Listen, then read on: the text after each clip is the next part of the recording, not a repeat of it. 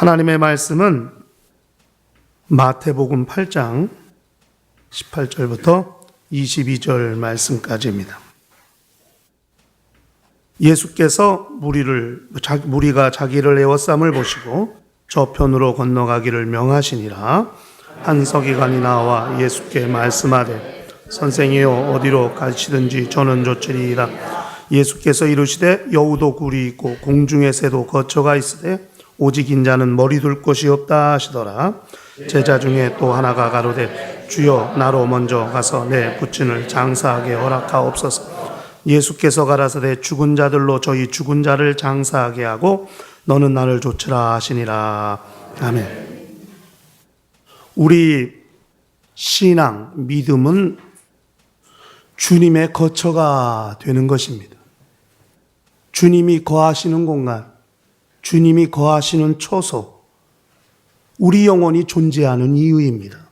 우리가 연초부터 주일 설교 말씀을 들으면서 우리가 알게 된 것은 내가 너희 안에 너희가 내 안에, 그래서 그분이 거하실 초소가 되기 위하여 하나님께서 그 뜻을 정하시고 그 아들을 보내시고 성령을 보내시고, 그러므로 우리 영혼이 하나님이 거하시는 거룩한 공간이 되게 하셨다는 것을 우리는 설교 말씀을 통해서 잘 들어왔습니다. 우리 영혼이 신령한 공간인 이유, 그분이 머무르셔야 하는 거예요. 그러므로 그분이 머무시는 공간과 머무시지 않는 공간은 엄청난 차이가 있는 거예요. 어느 정도 차이가 있느냐? 하늘과 땅 차이가 있고 더 나아가서 천국과 지옥이라고 하는 엄청난 차이를 가지게 되는 것입니다. 그분이 머무시는 공간은 천국이 되고 마침내 주님 예비하신 곳에서 영원히 살게 될 것이지만은, 그분이 머무시지 않는 영혼은 결국 저 지옥 영원한 불못에서 영원토록 고민하고 갈등하게 될 것입니다. 그러므로 그분이 거하시느냐 거하시지 않느냐는 우리에게 엄청난 문제죠.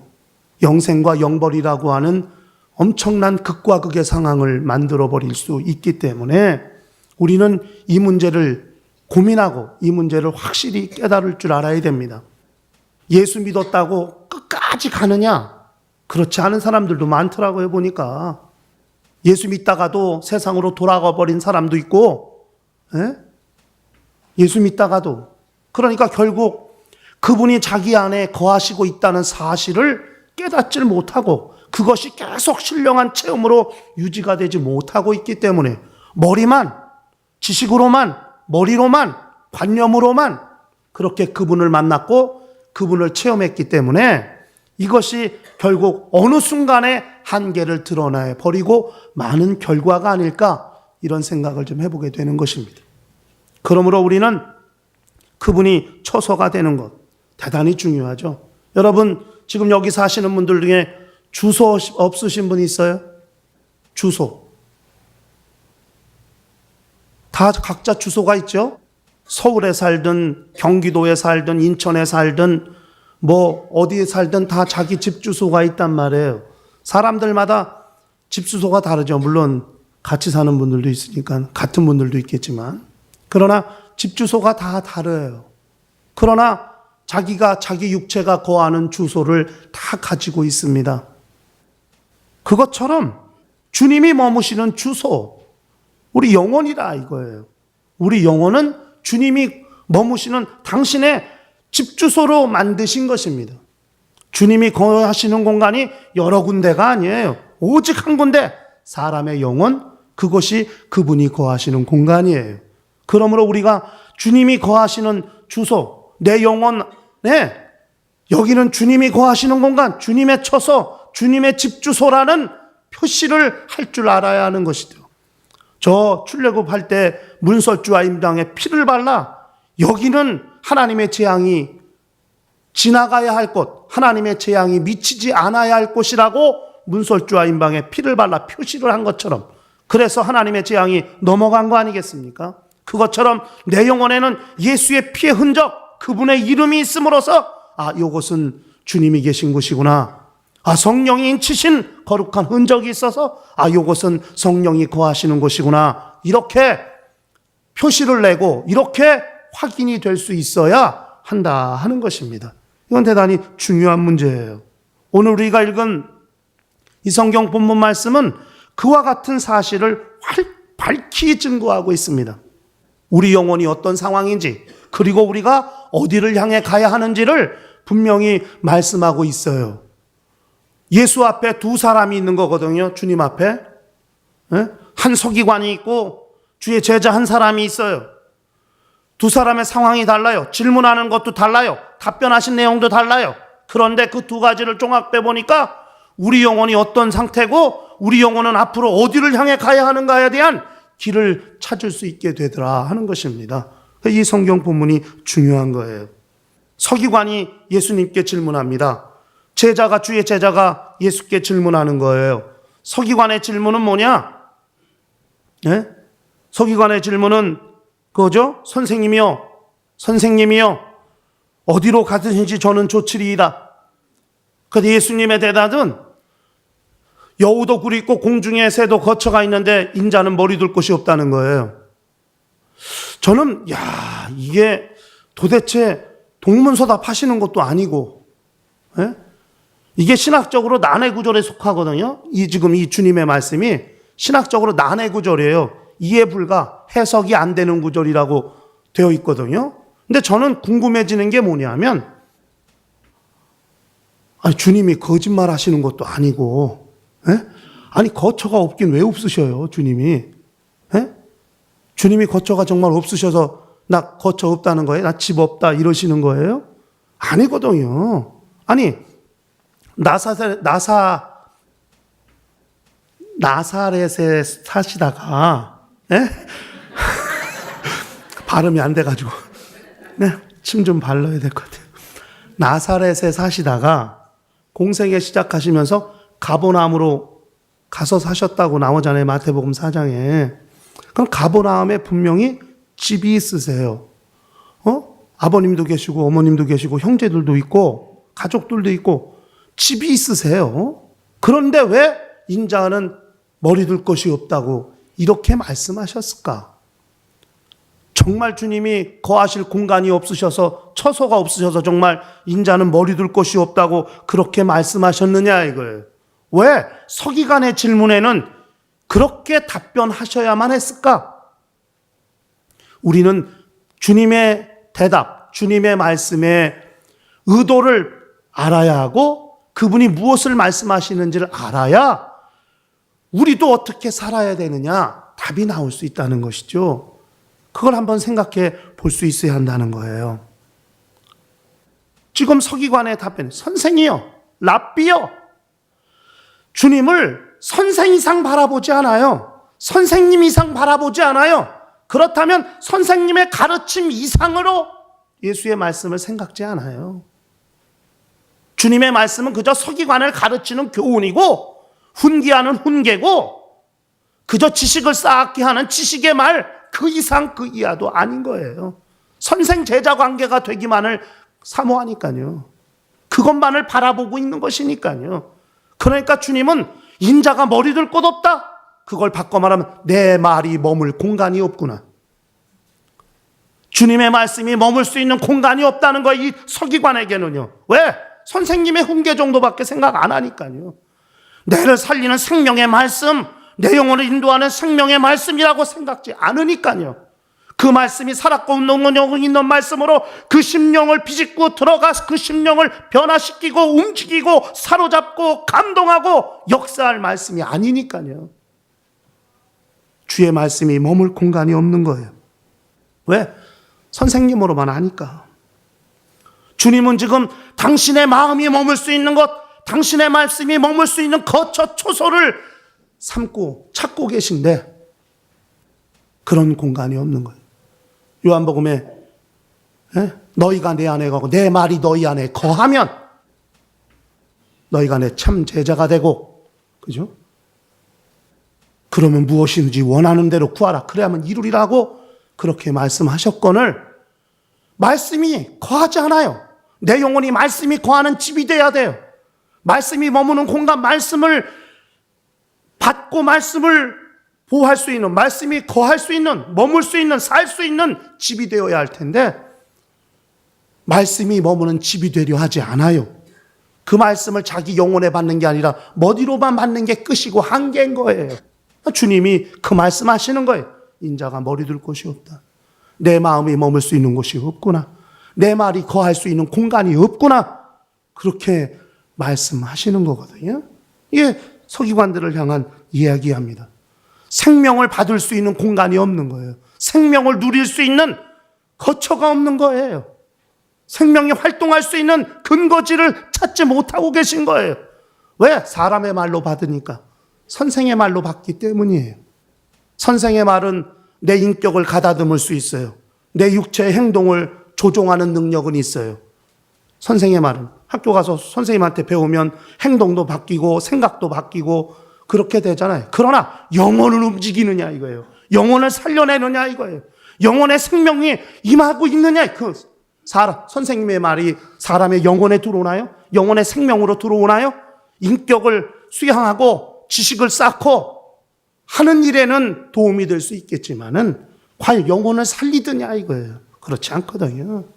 근데 주님은 지금 당신의 말씀이 머물 수 있는 공간을 찾는 거예요. 생명이 생명으로 일할 수 있는 터전, 생명이 영원한 생명이 될 수 있도록 그 생명이 활동할 수 있는 공간, 그 공간을 찾고 계신데 그 공간이 없어요.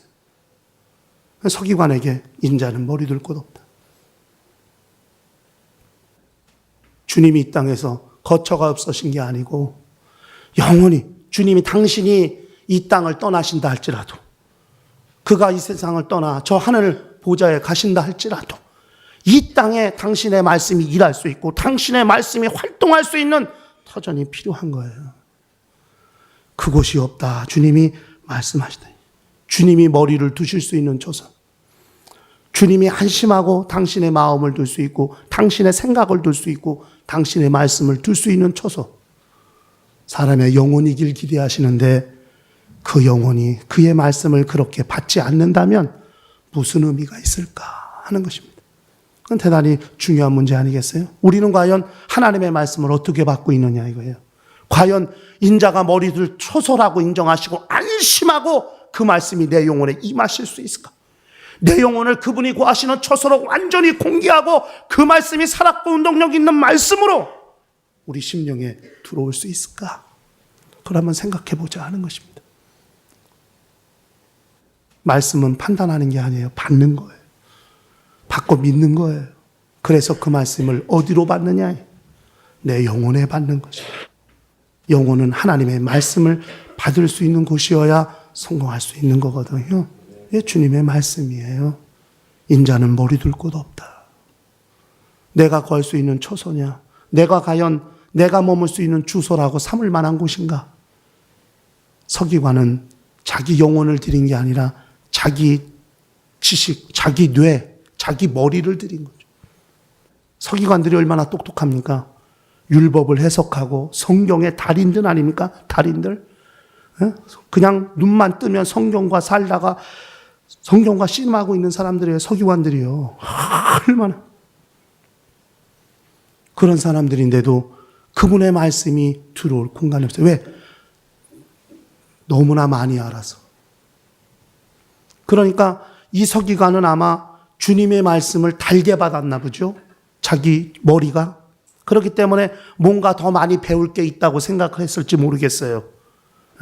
이분을 따라다니면 좀 내가 그동안 배우지 아니한 새로운 분야, 지식의 새로운 분야를 개척할 수 있겠다. 내가 지금까지 모세율법을 그렇게 공부하고 해서도 이것이 아니라 새로운 내용, 새로운 것을 좀 배울 수 있겠구나. 새로운 지식을 얻을 수 있겠구나.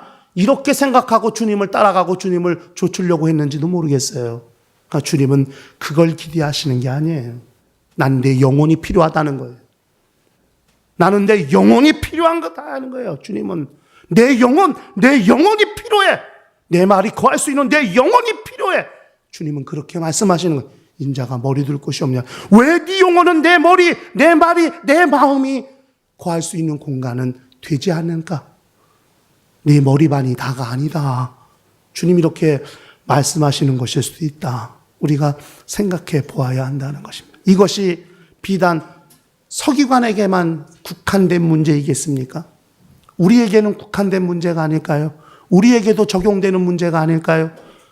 참 은혜 받았을 때는 그렇게, 그러나 어느 날부턴가 말씀을 편식하기 시작하고, 말씀을 가리기 시작하고, 그러지 않습니까?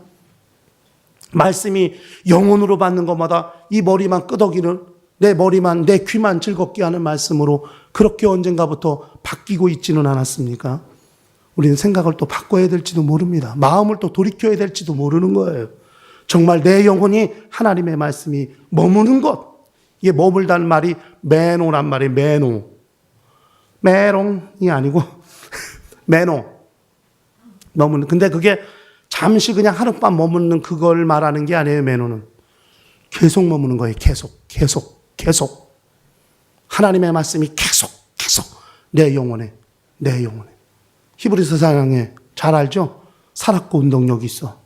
좌우의 날성검보다 더 예리해서 사람의 심령과 관절과 골수를 찔러 쪼개기까지 하고 사람의 마음과 생각을 감찰하신다고 그렇게 말씀하시지 않습니까? 과연 그런 말씀이 내 안에서 일한 적이 언제적이었냐는 거예요. 아련한 옛사랑의 그림자처럼 아련한 추억으로 남아있지 않습니까? 말씀에 의해서 막 수술당하고 폐부를 도려내고 썩은 데를 도려내듯 그렇게 말씀이 일했던 적이 과연 언제적이냐 이거예요. 그렇게 하나님의 말씀이 필요한데도 정말 절실히 성경에 뭐라고 그랬습니까? 물이 없어서 목마름이 아니고 양식이 없어서 주림이 아니라는 거예요. 하나님의 말씀의 기갈이라고 그렇게 선지자가 외치지 않습니까? 하나님의 말씀의 기갈. 말씀이 없기 때문에 목마르고 말씀이 없기 때문에 줄인다는 거예요. 양식이 없는 게 아니고 물이 없는 게 아니고요. 하나님의 말씀이 과연 그렇게 내 안에 역사할까 생각하는 겁니다. 그런 때를 다시 한번 만나게 됐다면, 그런 날을 다시 한번 경험할 수 있고 그런 날이 다시 한번 오게 된다면 결코 놓치고 싶지 않고 결코 잃어버리고 싶지 않은 그런 시대, 그런 시기를 살 수 있겠다 생각을 해보는 것이죠. 그러므로 그분이 머리둘 공간, 그분이 머무시는 공간, 우리에게 절대 필요한 공간일 수 있다. 이렇게 생각을 해야 됩니다. 정말 그렇게 주님이 머무시는 공간이 되었다면, 정말로 주님이 인정하시는 그분의 제자, 그분의 사람, 그분의 마음을 헤아리고 그분을 알 수 있는 사람이 되었다면, 그렇다면 그분과 방향을 같이 해야 되는 것입니다. 그래서 두 번째 제자의 질문에 주님이 답변하신 거예요. 제자가 묻는 겁니다. 주여, 나로 먼저 가서 내 부친을 장사하게 허락하옵소서. 주님을 부르는 호칭이 다르잖아요. 서기관은 선생이에요. 제자는 주여? 부르는 호칭이 다르네. 이 호칭이 다른 것에서 이미 주님을 향해 어떤 마음을 가지고 있는가가 대비되는 거예요. 서기관과 제자는요. 제가 주라는 말이 금요기도회 때 얘기했나요? 큐리오스. 아무 데나 붙이는 단어가 아니라고 그랬죠. 이건 오직 황제에게만 붙이는 용어라. 큐리오스는 말은 로마 황제 가이사에게만 붙이는 겁니다. 근데 지금 주님에게 붙이는 것은 그분이 정말 자기의 주인이 되시기 때문인 거죠. 그렇게 주여, 내 부친을 먼저 장사하게 허락하옵소서. 자식에게 있어서 부모의 장례를 치르는 것, 아마 이 세상에서는 어느 것보다도 중요한 일일 겁니다. 그죠? 부모의 임종을 지키지 못한 자식, 불효 중에 불효 아닙니까? 그리고 장례 기간 동안 빈소를 지키지 못하는 자식, 불효 중에 불효죠. 이 세상에서도 어떤 일이 있어도 부모가 돌아가시면은 모든 걸 다 하고 오는 거 아닙니까? 해외에서도 들어오고 다 들어오는 거 아니겠어요? 모든 일을 멈추고 장례에 집중하잖아요. 회사도 또 모든 직장에서도 다 그런 것들을 배려해 주니까요. 그만큼 사람으로서는 제일 중요한 일인데, 주님은 그 사람으로서 제일 중요한 일도 버려야 된다는 거예요. 그리고 나를 좇으라고 주님이 말씀했습니다. 주님을 따르는 것이 이 세상의 중요한 일보다도 훨씬 더 중요한 일이라고 주님이 말씀하신 것입니다. 죽은 자들로 죽은 자를 장사하게 하고, 영혼이 이미 죽은 자들, 영혼이 죽어 지옥 갈 수밖에 없는 그 사람들로 육체가 죽은 자들을 장세하게 하고 너는 나를 좇으라. 그렇게 주님이 말씀하셨습니다. 이 좇다는, 이 좇으라 하는 말이 같은 방향으로 서 있는 거예요. 이렇게 주님이 이쪽 방향 서 있으면 주님 곁에 주님과 방향을 같이 하고 서 있는 거예요. 주님이 이쪽을 돌으셨으면 자기도 그쪽을 다 주님 곁에서 주님과 방향을 같이 하는 거예요. 이게 주님을 따르는 거예요. 주님을 쫓아가는 거예요.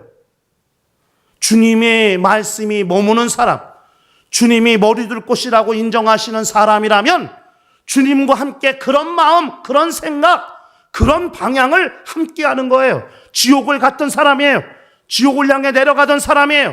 그런데 주님 만나고 주님께 은혜 받고 주님의 말씀이 자기 심령에 머무는 사람이 되었다면 주님과 방향을 돌아 하늘이라는 같은 방향, 가야 할 곳이 어딘가를 확인하고 주님과 같은 마음, 같은 생각을 품는 것이 그분의 제자인 것입니다. 주님을 좇는다는 말이 그런 말이에요. 과연 주님과 같이 같은 곳을 향해 갈 수 있는, 예수께서 제자들에게 말씀하십니다. 겟세마네 동산에서 기도하실 때 너희가 한시 동안도 나와 함께 깨어 있을 수가 없더냐. 저는요, 언젠가 이 성경 본문이 이건데 이걸 고민을 많이 했어요. 나도 제자들과 같은 사람일 수 있다. 주님이 원하는, 그냥 주님이 무슨 기도를 하시는지는 몰라도 주님 나와 함께 깨어 있으라 이렇게 말씀하시고 주님 돌 던질 만한 곳에 가셔서 그냥 이마에 흐르는 땀방울이 핏방울 같이, 겟세마라는 뜻이 기름틀이거든요. 기름 짜는 틀. 주님이 거기 가서 왜 그렇게 간절히 기도하셨을까? 그러니까 지명하고 주님의 사역이 절대 무관한 게 아니에요. 겟세마네라는 뜻이 기름 짜는 틀이에요. 주님이 기도를 어떻게 하셨어요? 기름 짜듯 하신 거 아니에요? 너는 여기서 좀 깨어있어, 나와 함께. 그리고 저기 돌 던질 만한 곳에 가셔서 기도하시는데 그 시간도 주님과 깨어있지 못한 거예요. 3년을 주님과 같이 다녔는데도 주님 마지막인데 마지막. 야, 나도 이 제자들과 같은 사람일 수 있다. 어이, 갑자기 눈물이 나고 주님께 미안하더라고. 예?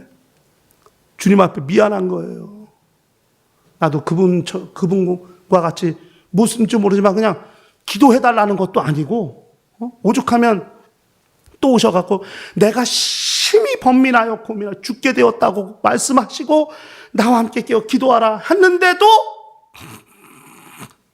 이런단 말이에요. 이게 이런다고요. 이랬단 말이에요. 제자들이. 야, 말씀이 네 안에서 역사하면 뭐예요? 주님과 같은 생각, 같은 마음을 품지 못하고 같은 방향을 가지도 못하는데 그러면서 내가 무슨 주님의 제자인가? 주님께 죄송하기도 하고 미안하기도 하고 그랬다니까요. 우리들 그렇지 않을까? 그러니까 우리는 뭘 생각하냐 하면 서기관의 물음에 답하신 주님의 말씀만을 생각하는 거예요.